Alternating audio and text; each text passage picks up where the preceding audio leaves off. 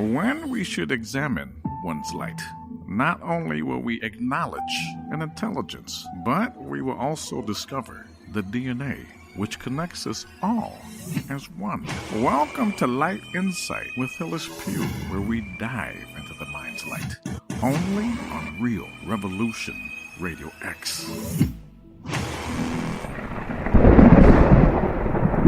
Hello, everyone. I am your host of Light Insight, Hillis Pugh, and we have another amazing show for you today with the amazing guest of mine, Steve Myers, who is the author of 2 books. His first book titled Lost Technologies of the Great Pyramid, and the second one, The Great Pyramid Prosperity Machine.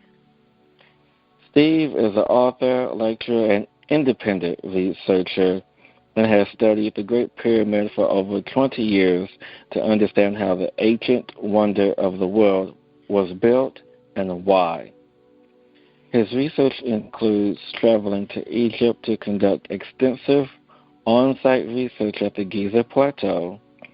He has written numerous magazine articles and given many lectures on the subject of the Great Pyramid, compiling his research into the 2 books, which provide a comprehensive and detailed explanation of how the Great Pyramid was built and why. He has also founded a nonprofit organization dedicated to understanding how and why the Great Pyramid was built. This mission of this foundation is to redevelop these ancient but advanced technologies to help our modern troubled world. The foundation's website is www.thepump.org. So, Steve, welcome to the show. I'm really excited to really understand the what and the why of the pyramid. Well, thank you for having me on your show. I appreciate this opportunity. And that's my favorite subject, is what and the why of the Great Pyramid. So when we first connected, Steve, you sent me a video of this really amazing yet simplistic way of how the pyramids were built. And so, we see many Egyptologists, many archaeologists go on these, I don't want to say rumors, but, the speculation of how these pyramids were built and why they were built. And it just, once you have the speculation out there, it becomes normal information. It becomes, like, this is how it was done because so-and-so said so. And, you have people from all the history channels and all these books and papers written about this one way of how it was built. But the video that you sent me describes a totally different way and the purpose and everything, and which really fascinated me because I haven't heard anything like this before. So let's dive into this, Steve. I want to, for myself and for my listeners, because this is Light Insight, we dive deep into the mind's light. We want to understand the purpose of everything. So just want to go on the deep end. And what was the purpose of the Great Pyramids? Well, the purpose of the Great Pyramid, or why was the Great Pyramid built, we think it was infrastructure for the civilization that built it. It served a purpose, if you will. It had a huge cost to build, but it had a even bigger return on investment. Just like everything, they make a hammer or a television set. It costs to make it, but it has a return on investment, which is usually bigger than the cost to make it. And we think that the return on investment for the Great Pyramid, the reason why they built it, is because that it provided prosperity for the civilization that built it. It did that by being a working machine, and what that machine did was it pumped water. So we think the Great Pyramid was built to pump water. I find it interesting that they spent all this time and energy just to pump water. But you brought up something that was really key in that answer to where you said that it was an investment. It was, they was hoping to build something to really enrich and bring prosperity to the culture at the time, which would have to have been the water. So if they built this pyramid to house the water, which I'm understanding the purpose to be, I guess it would make sense. You live in a desert, you need water. It's a commodity, right? And yeah, so it's pretty important. Yeah. So tell me, how would this really lend itself to being an investment, more how you would compare it in today's world or today's society, in how, having this water house, if you will, Great Pyramid, a water house, to be of service to the culture? Oh, well, you can certainly compare it to modern times. No matter what you think the purpose of the Great Pyramid is, it certainly was an investment in time, energy, resources, and that type of thing, just like building a hydroelectric dam. The largest hydroelectric dam in the United States is in Washington State, the Grand Coulee Dam. It's the biggest structure that was ever built, and it makes electricity, but it also has water pumps right inside of it.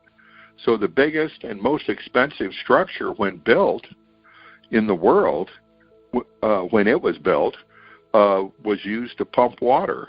So it irrigates 1.5 million acres in perpetuity, this dam. So it was built at a huge cost, but it has a even bigger return on investment. And in Egypt, in the Valley of the Nile, the largest water pump now in the world is the Mubarak pumping station. So in modern Egypt, they need a huge water pump. And people can word search the Mubarak pumping station. So we think that the Great Pyramid in ancient times was a water pump. So Egypt has always needed a water pumping infrastructure to support their civilization. So the geniuses who built the Great Pyramid did it not to put somebody's carcass in it or to have the vents point to stars, but they had a big purpose of pumping water to provide prosperity for the civilization that built it. Wow.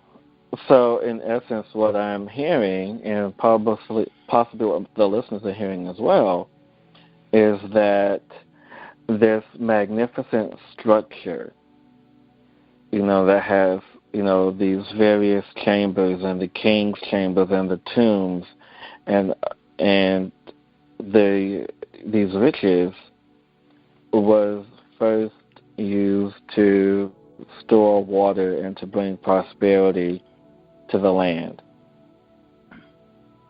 Yes. The builders of the Great Pyramid offered a huge purpose, and that water was used for year-round irrigation, probably powered machinery, used to make compressed air, and a whole host of other things. I see the Giza Plateau is originally an industrial park or a science center, more so than a graveyard. That was the original purpose of the Great Pyramid. So it was ancient, but very high technology, and that was used to provide prosperity. It helped people in a tangible way, just like your computer helps you in a tangible way, or the tires on your car helps you in a tangible way. And the Great Pyramid helped people in a tangible way. So That's, the Great Pyramid had a real purpose, not just something symbolic or for a funeral.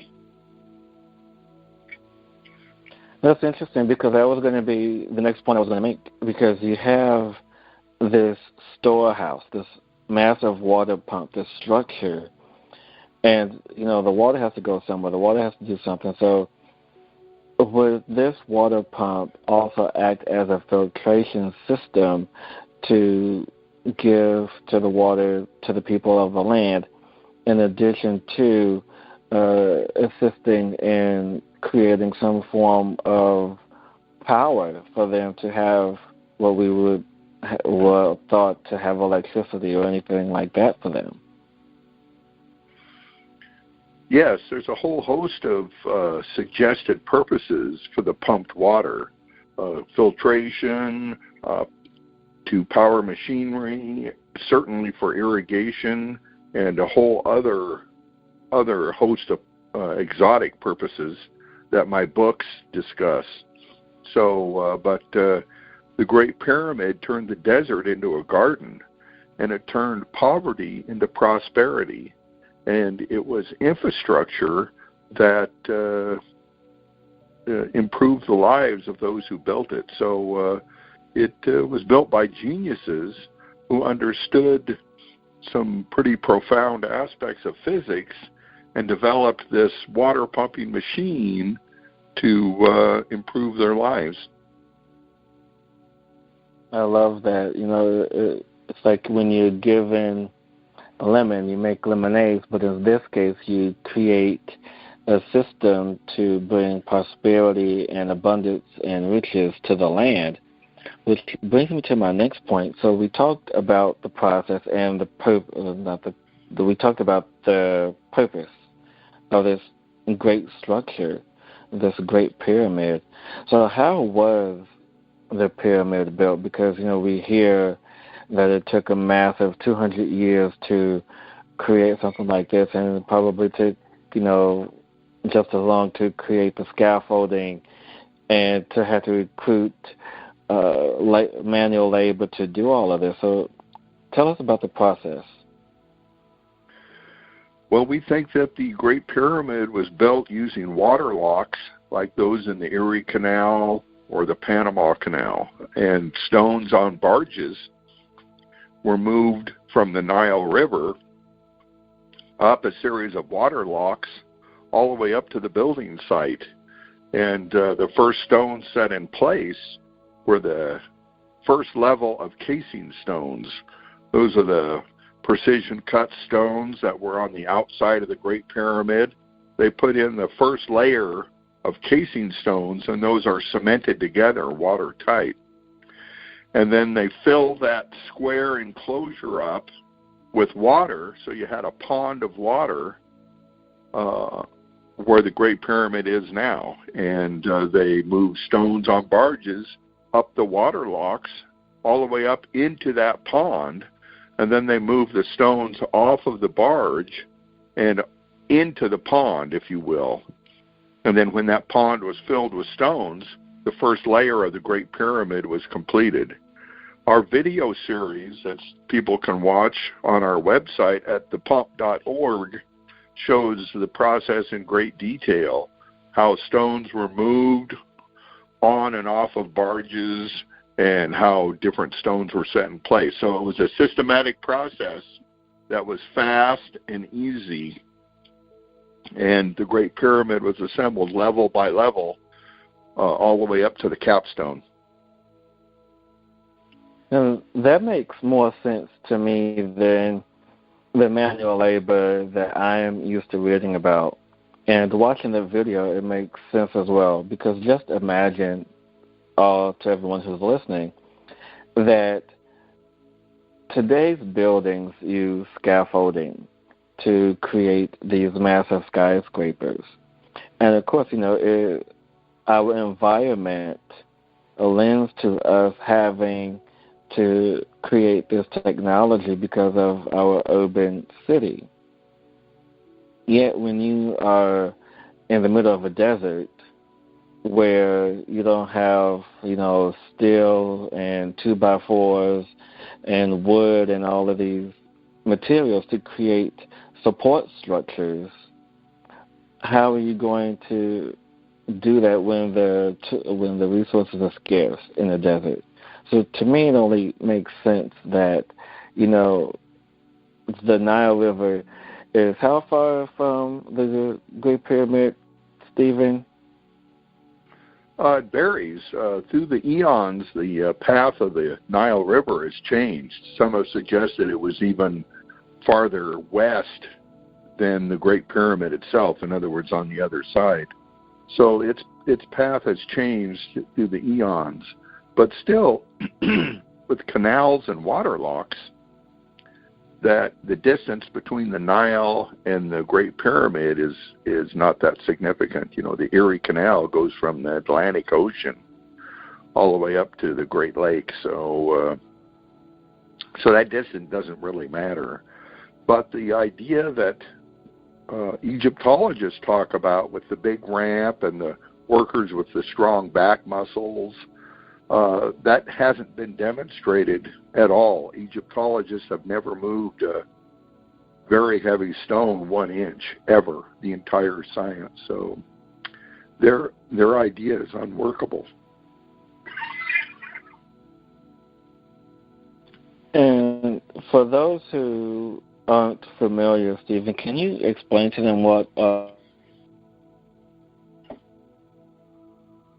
waterlock is? Traveling and from watching your videos, but for those who don't know, can you explain that to them? Yeah, water locks, like those in the Panama Canal, are used to lift a heavy object, like a ship, over a obstacle.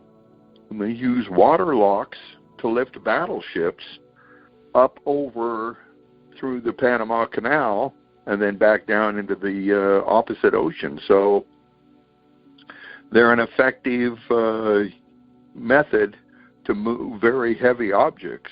They used them in the Erie Canal. And in fact, the Panama Canal has recently been enlarged with larger water locks. So water locks are the 21st century method of choice to move our most heaviest objects. And we think that in ancient times, they used water locks to assemble the Great Pyramid. They moved 70-ton stones with ease. And in fact, when the Erie Canal was first built, it was 4.5 feet deep, but the barges held 70-ton payloads. So in the 1830s, people were able to move 70-ton payloads. But now, in the 21st century, Egyptologists, they cannot move a 70-ton payload. I think that's interesting. Yeah, I find that very interesting, too. And speaking of a 70-ton payload, you also talked about the casing stones, which is the outer layer of the pyramid. Now, you have this massive piece of stone that was chiseled to precision for each one to fit, to be waterproof, so water wouldn't leak through. Because if you're going to create a water pump or a storehouse for water, it has to be waterproof or leak-proof. So what were these stones made of, and how were they cut to such precision? The casing stones were made of very fine quality limestone, and they were cut to precision. The few remaining casing stones at the Great Pyramid are testimony to how precise they were cut, and they were cemented together. But the exact process used to cut the stones is a lost technology. It's not fully understood how the stones were cut, but Egyptologists say it was done using hand tools, but they can't demonstrate it. They say workers and peasants could do it all day long using hand tools, but Egyptology, the entire science, has never been able to create a casing stone like those of the Great Pyramid. And the reason why is because Egyptologists are wrong about how it was done, and it simply cannot be done in the manner they say it was done. So do you feel that Damascus steel, in which you refer to in your book, was part of this process to shape the casing stones? To cut the stone? That's a possibility. Yes. But probably they had some sort of a technology or a machine that would cut the stone to great precision. But what that machine is under scholarly debate. But we know that using hand tools, like Egyptologists say it was done, is an impossibility. So that's an error that Egyptologists have in all of their books, and they can't make a casing stone. So it was done with some sort of high technology. That was just one of the high technologies associated with the Great Pyramid. I love that. So when you create something on such a massive scale, and through your research, have you found if there was anything such as a blueprint to create this structure? I would suspect that at one time there was a blueprint, but after thousands and thousands of years, that document hasn't survived for modern times. But certainly, the builders who were geniuses planned their construction project, and their 45-story tall skyscraper. They planned it and knew what they were doing, and were quite organized and knowledgeable. And with organization, they certainly built the Great Pyramid. So everything about the Great Pyramid is sophisticated and created by knowledgeable people. Egyptologists say the builders built the Great Pyramid, but they changed the plans several times during construction. So, and that's just a story they made up.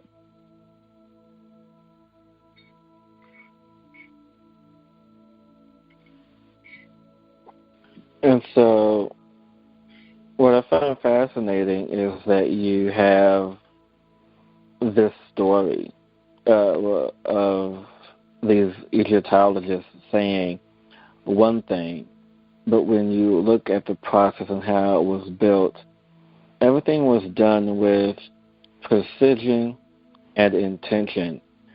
And so I want to revisit the waterlock process.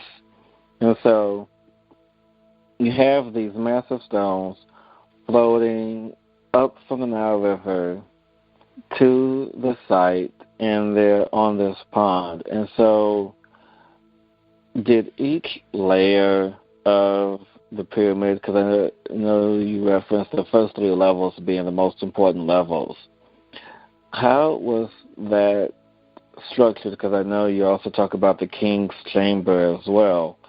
So, one, where did all the water go after they finished? And two, do you think that with all these varying chambers within, did they serve a purpose? And if so, what were they? Yeah, the Great Pyramid was built level by level, including the casing stones. And our video series and my first documentary depict that in great detail. So they built the first level, and then they added the casing stones to the second level, all cemented together watertight, add additional water to that pond I talked about, and it rose up to the second level. And then they had a water lock that went between the water locks all the way from the Nile River all the way up to that pond. So it was a systematic process, level by level, and the water was supplied to the building site. Many researchers contend that the builders of the Great Pyramid provided water to the building site. That includes Christopher Dunn is another researcher who thinks that water and the Great Pyramid have a profound relationship. And then from there, the water went into that pond, and where it went down the water locks, and while barges went up the water locks.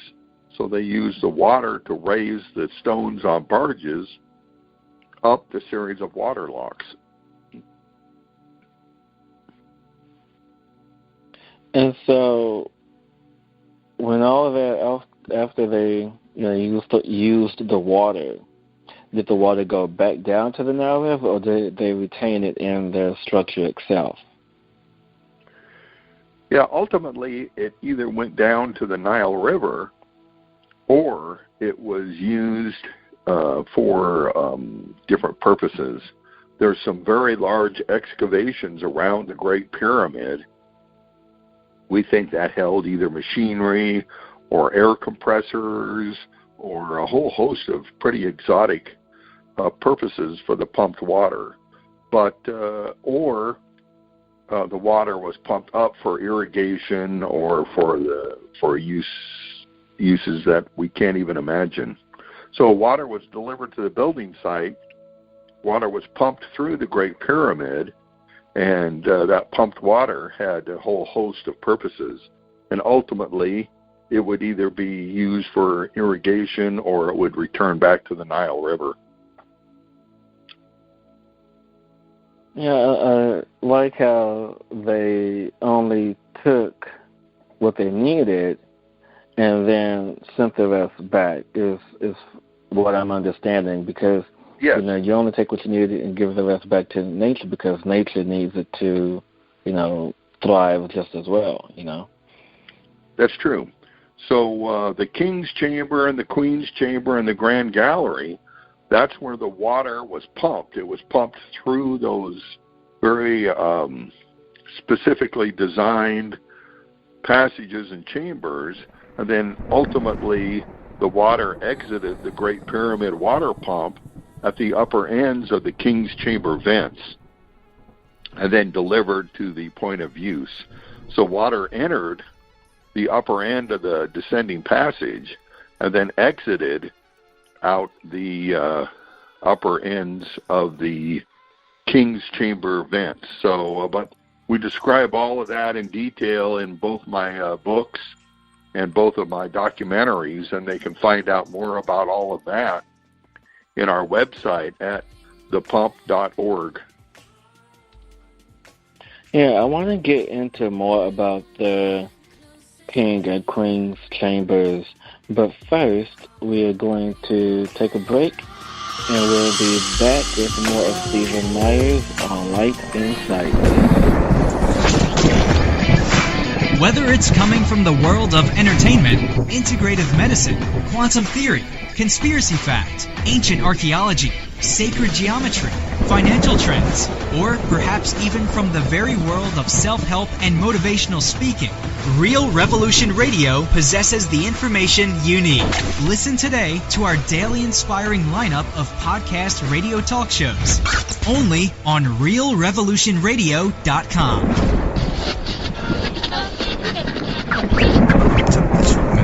Today to the Marine Show, where we will introduce you to the world of alternative remedies.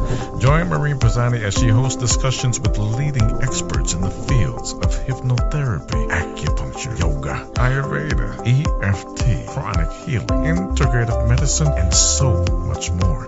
Maureen will also brave topics that many consider taboo. Yes, taboo talk. Tune in today to the Marine Show, heard on popular social media and now on Smart TV. It's a mindfulness radio production only on realrevolutionradio.com.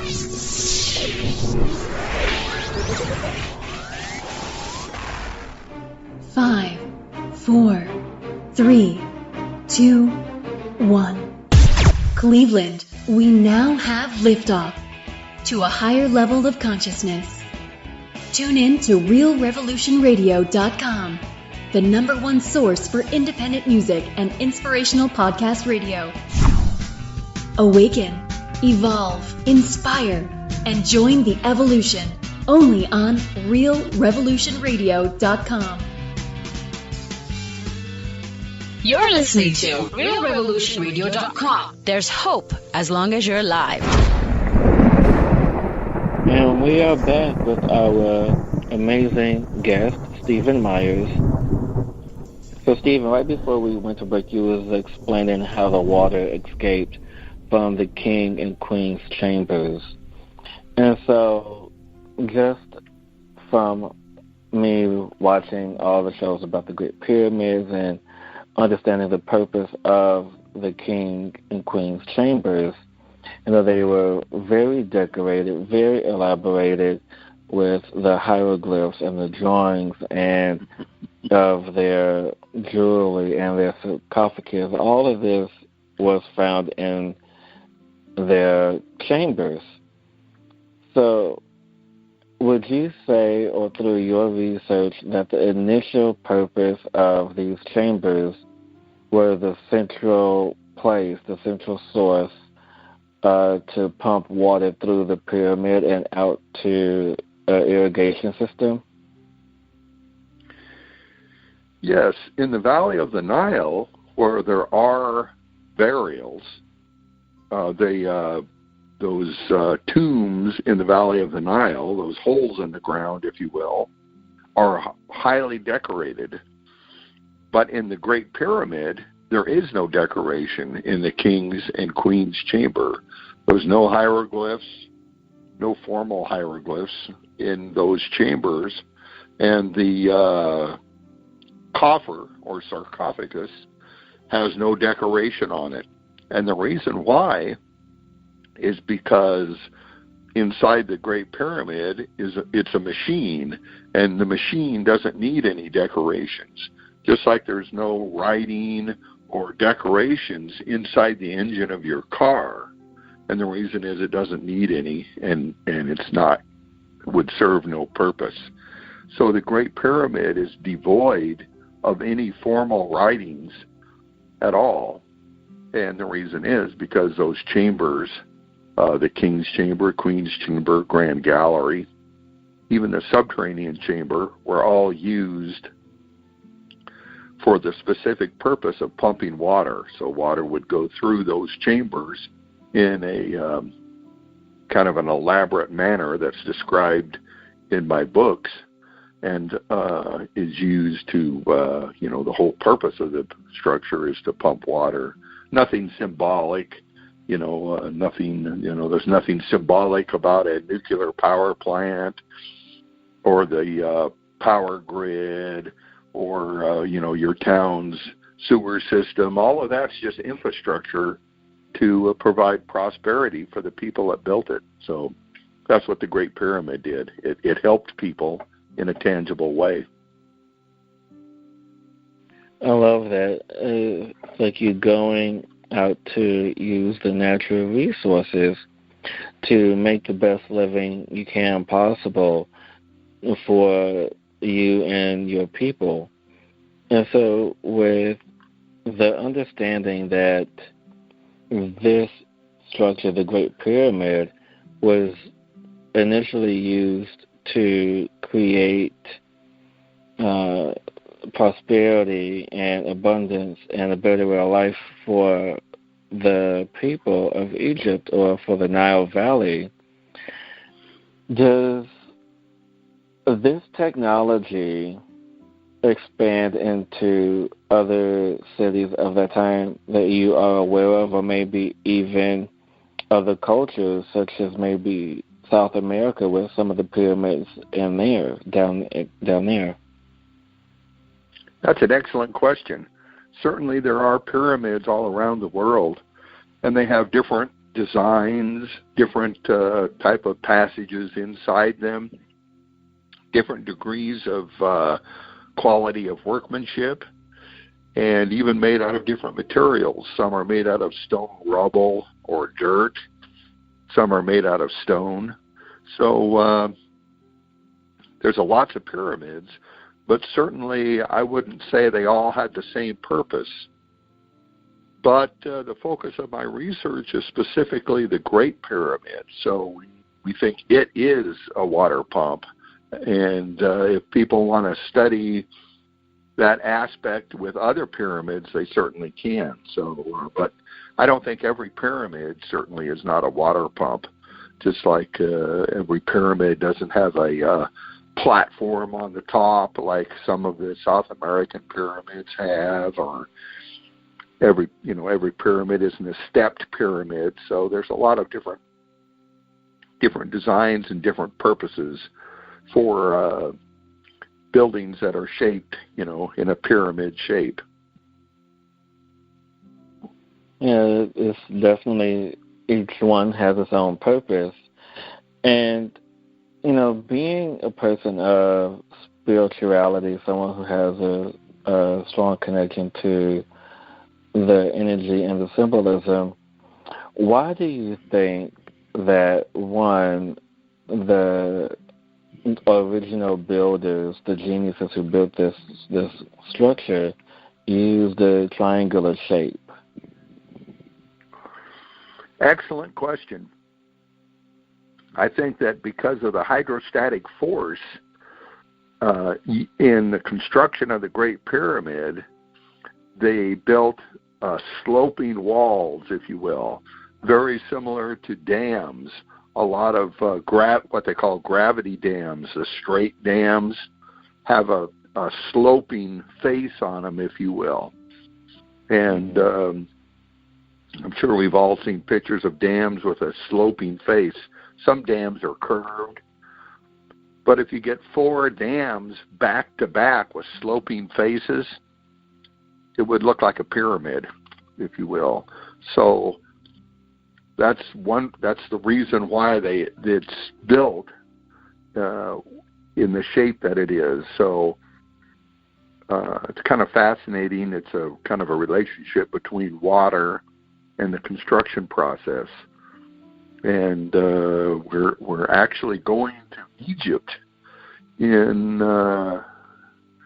next year in February. Myself and another co-leader, Barbara Jean Lindsay, is going to Egypt, and we're doing a tour. So we're just organizing that now. And she has her own talk show. She's written several books. And her website is barbarajeanlindsay.com. So if anyone is interested in going on a tour with both of us, they can visit her website and find out more information. And then we will see how those sides of the Great Pyramid slope like hydroelectric dams. So that's kind of exciting. It is very exciting, because when you have water, and water is a great conductor for energy, not just physical energy, but also spiritual energy as well.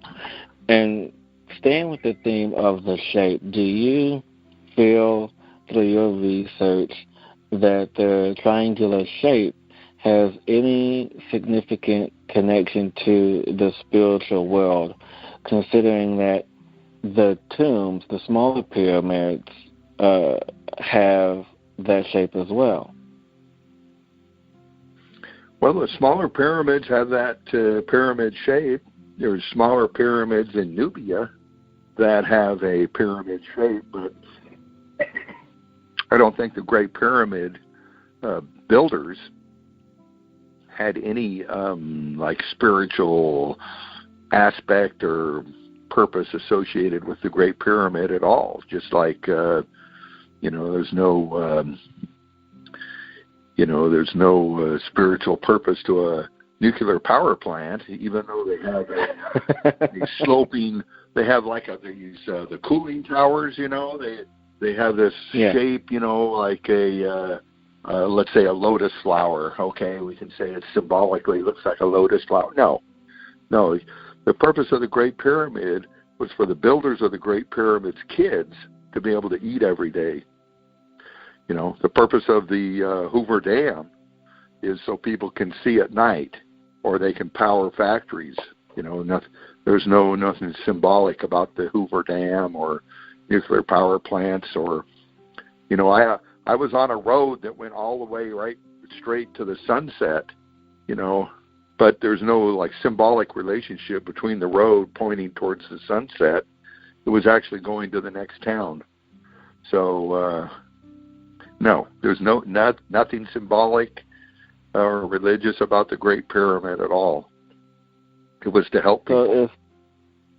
So that in itself can be a form of religion or spirituality, creating abundance, for in that regard, those who, and to create abundance or to help people or for prosperity or for leisure, that type of thing, but nothing to worship, or I guess you could worship. People worship their job, I guess. People worship money, but well, but the Great Pyramid was the to help pyramid people. Yeah, and the pyramid is on the American dollar, so there's some sort of connection there. Yeehaw! But I find, I'm sorry. Yes, I agree with that. It is on the American dollar.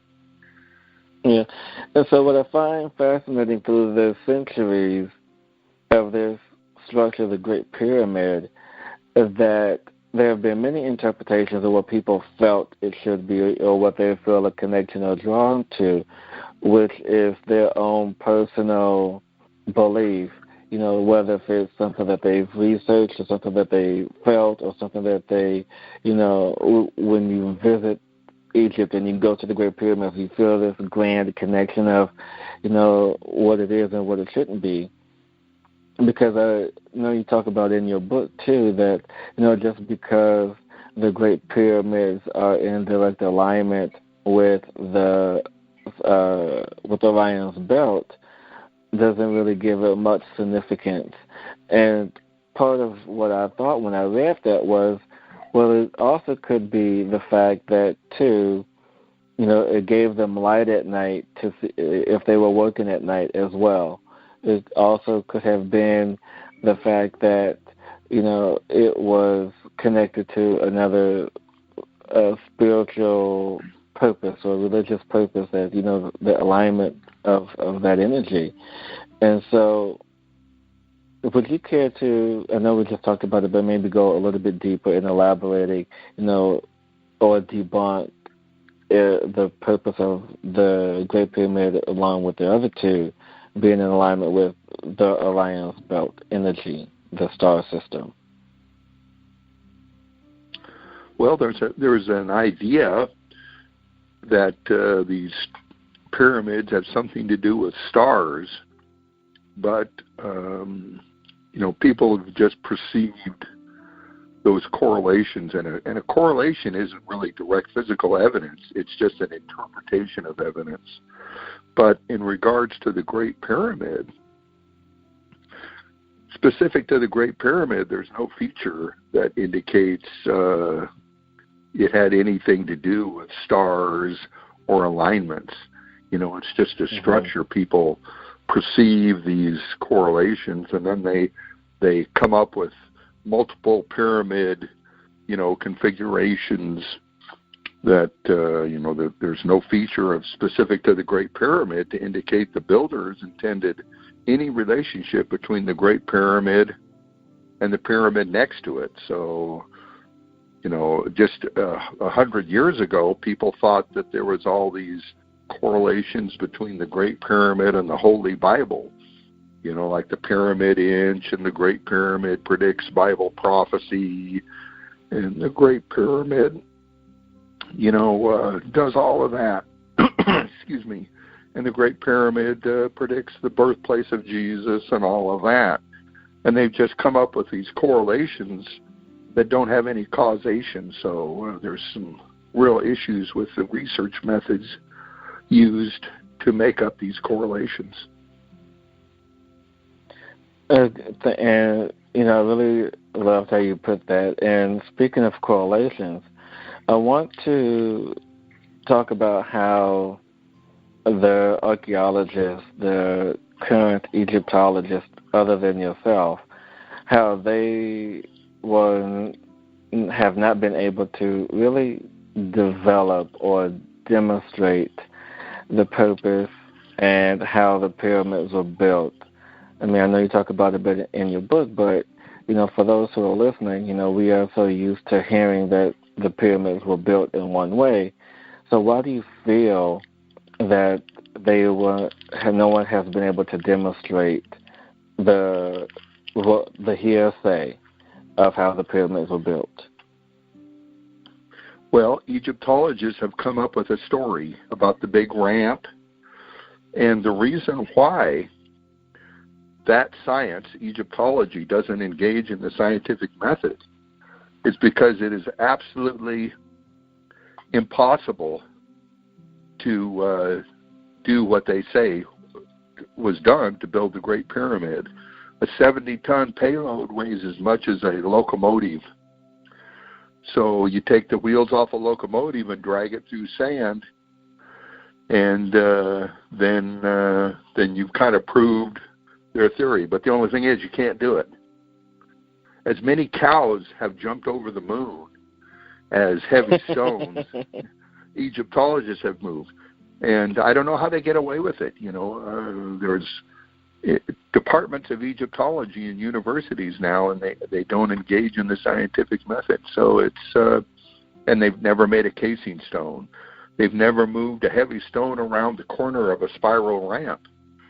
Many of the stones were brought on barges. They've never taken a heavy payload off of a barge.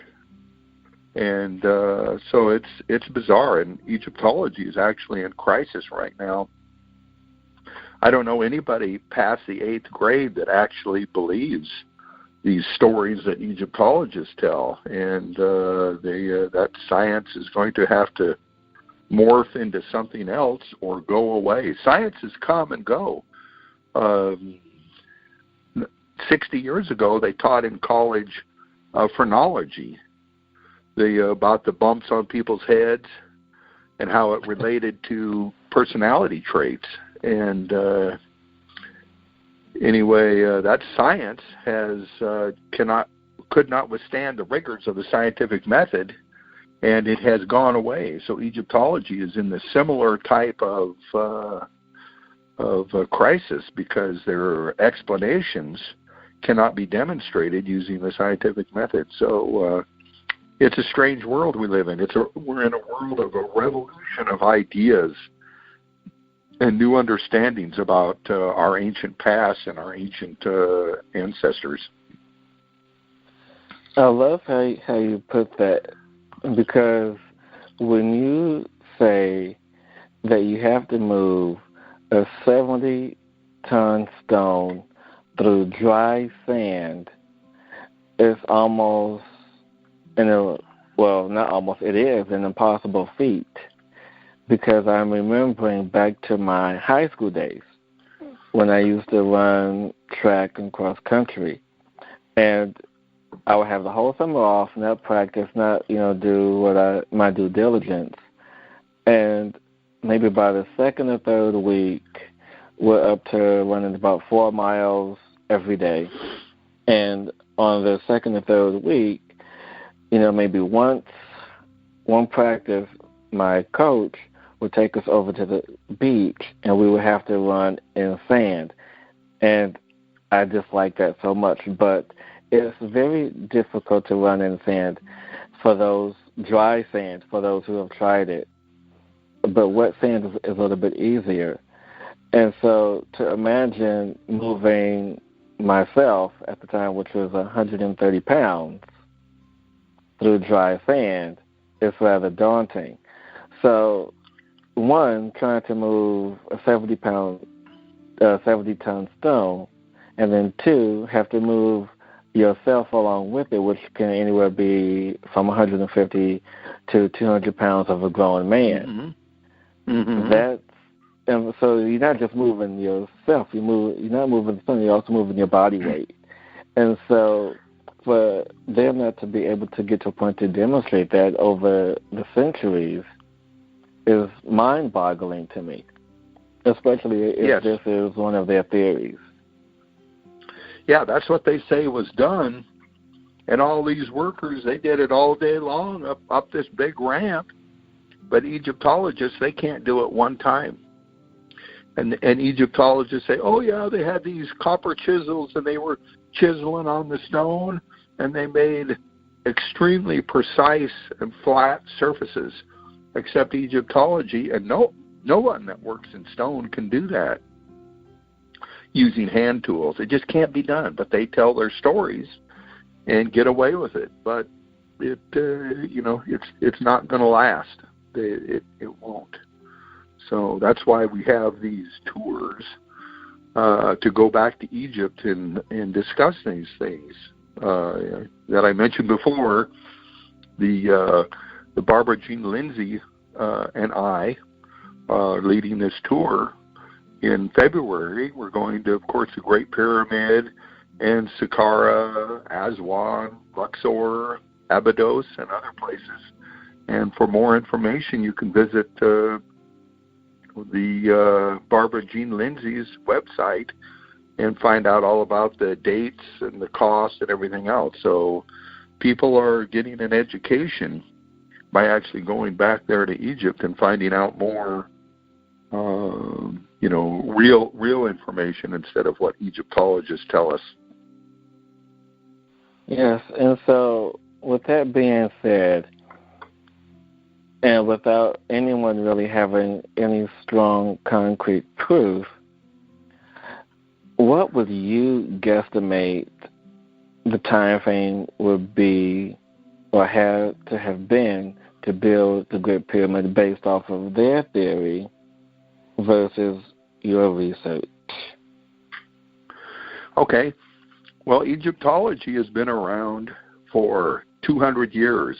From the time that Napoleon invaded Egypt was the genesis of the science of Egyptology.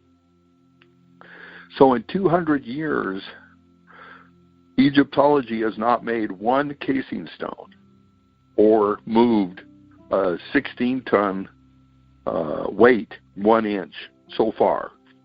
So if Egyptologists were responsible for building the Great Pyramid, it would never be built, ever. So it would be over 100,000 years, and then it would still not be built. Okay? Yes. Compare that with the Erie Canal. It was 4.5 feet deep, and they moved 70-ton payloads. They moved the weight of the Great Pyramid higher than the height of the Great Pyramid in 2 years. Wow. I'm talking about the real world, not Egyptology. Yeah, so no, I think that's amazing. That it would be very quick to build the Great Pyramid, not 200 years, not even 20 years like Egyptologists say, but maybe 7 or 8 years. And a lot of people, their mind is blown when I say that, but water locks operate 24 hours a day, and the precision stonework they would do certainly in the light of day, but the vast majority they could do 24 hours a day, the interior rough-cut stones. So probably 7 or 8 years, and the Great Pyramid would have been completed.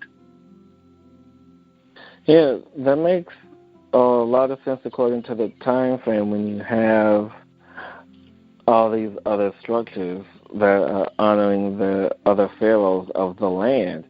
Because if the average reign of a pharaoh is, let's say, 5 years, maybe 10, I'm just guessing here, and they want something built in their honor, it only makes sense to have something built, or that's something that can be built within their time, so that way they can see it and honor it, and then say, this is me, as opposed to a century ago. You know, it just makes sense. Yeah, it does make sense. And if they built something as an investment and they wanted a return on investment, they don't want to wait 3 or 4 generations to have that structure built. Plus, that's nonsensical, and it can't be done using back muscles and hand tools. So they had a systematic production line method to construct the Great Pyramid and reap the benefits of their efforts. Yeah, it all is logical, because if you're in the desert and you need to create prosperity, the first thing you have to have access to is water, number one. And water creates life. And so you create this thriving city that is being heard for miles around. And then, of course, during that time is maritime, so everything is done by sail anyway. So you have this thriving city that the central point of this is the water pump to create prosperity. And then for any travelers, they know they can come to your city, to rest or to receive whatever they need, because you created this centerpiece. This water pump is essential to all life. And to have that will bring recognition to a great city. Hence the Great Pyramid, the Nile River, the Nile Valley. All of this will help just to work together. That's correct. Las Vegas was a small little city, but didn't really become the megalopolis that it is now until after the Hoover Dam was built. It provided low-cost electricity and also water for the Las Vegas in terms of pumping water, if you will. So, the infrastructure comes first and then the prosperity. So I agree with you fully. And this type of thing happens all the time around the world. They built the Aswan Dam as a prosperity machine. It creates electricity. A lot of that electricity is used to pump water, believe it or not, and for year-round irrigation. And, that's just the story of the Great Pyramid. Our foundation is dedicated to redevelop that ancient technology to help our modern but troubled world. And I hope people visit our website at thepump.org and to find out more about who we are, our goals, what we're doing, links to my books and DVD documentaries. And they can contact us, ask us for more information or what our goals are. I invite everyone to check out Stephen's information, because especially now in today's world, we are often spoon-fed and given information, some of which has some truth to it, some of which may not. And now, during this time, I encourage everyone to do your own research, because, we have Egyptologists, we have the media, we have, people who are creating information based off of someone else's information. And so until you go out and really do your own research and really listen to your heart to what is true, only then can you really understand and decipher the information that you find, because that is essential to allowing yourself to be open up to receive new information, new wisdom of what all that was, could have been, might have been true, and now you know the truth. And so, Stephen, final thoughts. What advice would you give to people who are really wanting to understand this research that you have given us today, this new and bold information of the purpose of the Great Pyramid to create a thriving and prosperous city? Well, what I suggest to people is probably the most revolutionary suggestion you can ever imagine in this world, and that is to actually conduct your own research and, read a book, get off of Facebook and quit saying LOL and go actually read a book. And I ask people to find out about our research before they, make a assessment, if you will. In other words, I hope people have questions. Well, what about this? What about that? Read the book. And, they probably at your library. If not, you can interlibrary loan it. Both of my books are available for free if you have Amazon Prime. So, that's a start. And also, don't believe what you're told by Egyptologists. They tell a story, but they don't back it up with demonstrations. And consider going on our trip to Egypt and find out firsthand what it's all about. There's no place in the world like Egypt. So those are the suggestions I have for people when they encounter the ideas that I represent, and visit our website and send me an email. Awesome. Well, thank you, Stephen, so much for being a guest today on Light Insight. It was a pleasure to really get to understand and to know the true meaning and purpose behind the Great Pyramid and how it created prosperity and wellness for the land to really have a new perspective. So I thank you for that. And I encourage everyone to go out and get Stephen's books. If you have Kindle Prime, which I do, so take advantage of those free books. But if you don't, go out and purchase those anyway and visit Stephen's websites, www.thepump.org, and all the information will be in the show comments for you guys to do your own research, because it's really invaluable to have really well-done research on this topic and other topics. So, Stephen, thank you again so much, and I look forward to reconnecting with you. Well, thank you for having me on your show. I really appreciate it. Thank you, Stephen, and everyone, enjoy the rest of your day.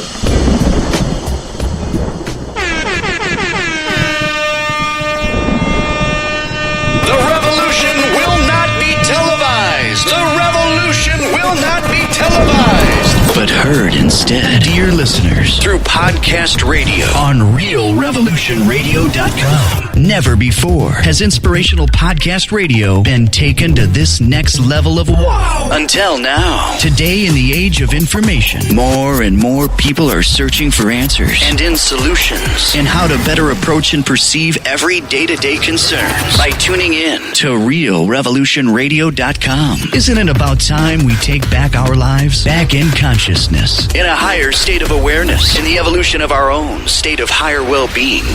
Yes, we can do so consciously every day by tuning in to the many groundbreaking and third eye-opening podcasts. Our new Cleveland-based network of over 33 paradigm-shifting internet talk shows. Only on realrevolutionradio.com. Be part of that change. Evolve. Be inspired.